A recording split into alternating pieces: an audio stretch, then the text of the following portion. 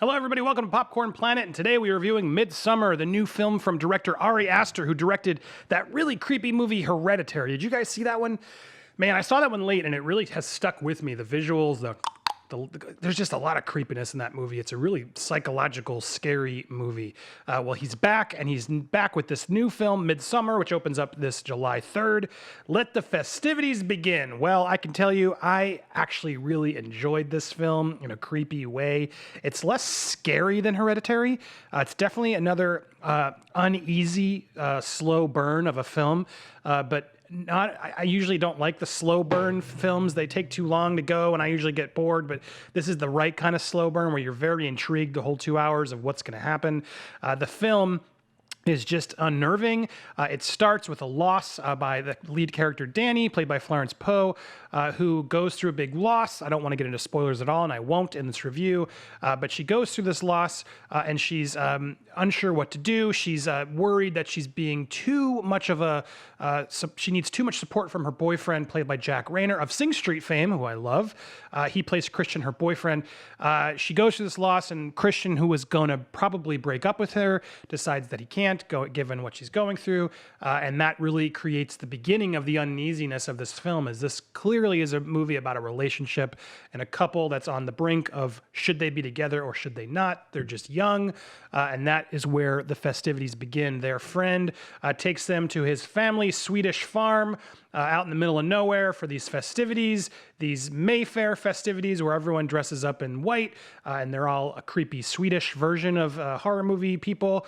You don't know if they're bad, they're good, you don't know what's going on, they're just foreign, and that creates sort of the weird, awkward tensions of who's really the bad guys. I'm not going to say anything, but you get a vibe of something's off, just because we're in this new foreign territory in the middle of nowhere, and they embrace it. They go, he's writing a thesis statement about it, she's trying to get away from her family loss, and they find themselves getting absorbed into this family environment of this festival, and it really is this sort of creepy, or I want to say creepy, it is creepy, but it's this, what they're calling this sort of folk horror film is sort of this new genre that's been cropping up, but really goes back to days of like Wicker Man and such. So, not a completely original concept by any means.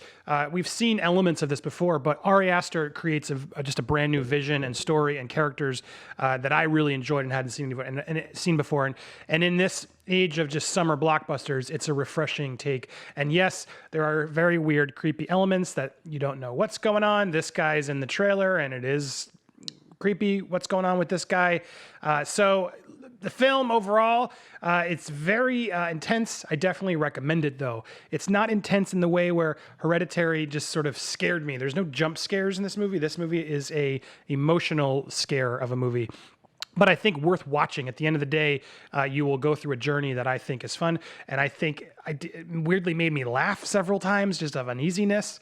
It's definitely a movie that's dark comedy, but also really intense drama that manages to walk between those genres in a way that only this director, Ari Aster, has been able to pull off. I now look forward to his next film. I want to see what he's going to do next. I think him and Jordan Peele are clearly our new independent voices of sort of commercial horror films that I feel like they're pushing boundaries and doing different things. So I applaud them both. And this is one I do recommend highly. I think this summer has just been full of crap. This is a nice fresh air, but it's definitely a uncomfortable fresh air. It's one that still sticks with me since last night. I'm still thinking of some of the visuals. I'm still thinking of some of the concepts, the symbolism, the themes behind it are just relatable in an odd way, while also completely not relatable. But he manages to make the absurd feel relatable in a way that I think is just, about loneliness and loss and relationships, all these things that he just shines a light on in this creepy, awkward way.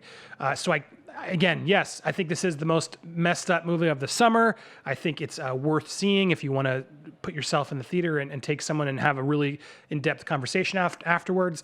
Midsommar is the film for you. What do you think? Are you going to watch it when it comes out? Did you see Hereditary? Are you already like, no more? Tell me down in the comments below, and thank you always for watching.